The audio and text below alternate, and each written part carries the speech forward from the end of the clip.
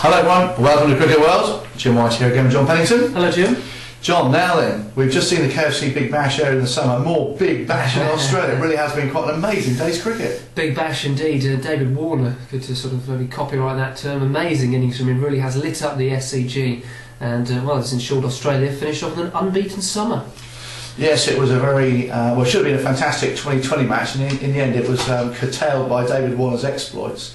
Australia won this one quite easily, but West Indies, they had to go first, and they made a bit of a go at it. Yeah, 138 for 7 the West Indies. Again, the big guns didn't fire. Chris Gale, Dwayne Smith, Wavell Hines, Kieran Pollard, all falling cheaply. The run scoring was left to Narsin Dionarine. He was unbeaten on 36. Travis Downing made 31 at the top.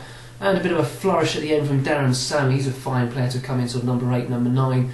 26 not out in just 11 balls. They were kept in check by Australia. Ryan Harris made a very impressive account of himself. Daniel Christian on debut picked up a couple of wickets. Sean Tate bowling exceptionally quickly as ever. He also picked up a wicket as well. And I have to say, at the halfway stage, I thought 138, that's never going to be enough. Now, I didn't envisage what was to come. Australia getting home in just 11.4 overs. So, well, it was only 3/4 of the game being played. David Warner, outstanding stuff from him. 67 in just 29 deliveries. He got to his half century in 18 balls, 5 fours and 7 sixes, and those sixes were going a long, long way.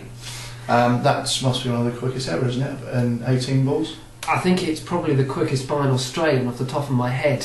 And Shane Watson, he wasn't hanging about either. 62 in 33 balls for him, but he was sort of just giving the strike. It seemed like he was just giving the strike back to Warner, but he was actually thumping it. Particularly once Warner got out, Watson was unbeaten. He made his way to the boundaries plenty of times, 4 fours and 4 sixes. Some really, both of them, some really good cricket shots, some straight shots as well. So it wasn't just slogging.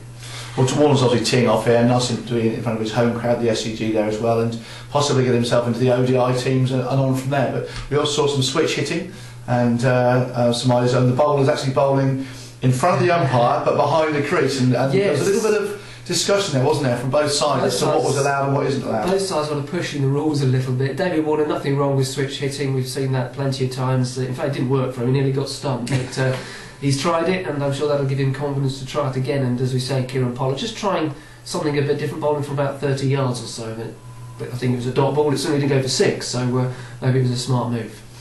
Okay, well that was the end of the Australian summer, if you like. Another West Indies are going back, a long flight back to Zimbabwe for some more cricket. But coming up, talking of cricket coming up? Yeah, plenty of cricket coming up. We've got tomorrow, India take on South Africa in the second one-day international. Will it go down to the wire like the first one? What a great game that was.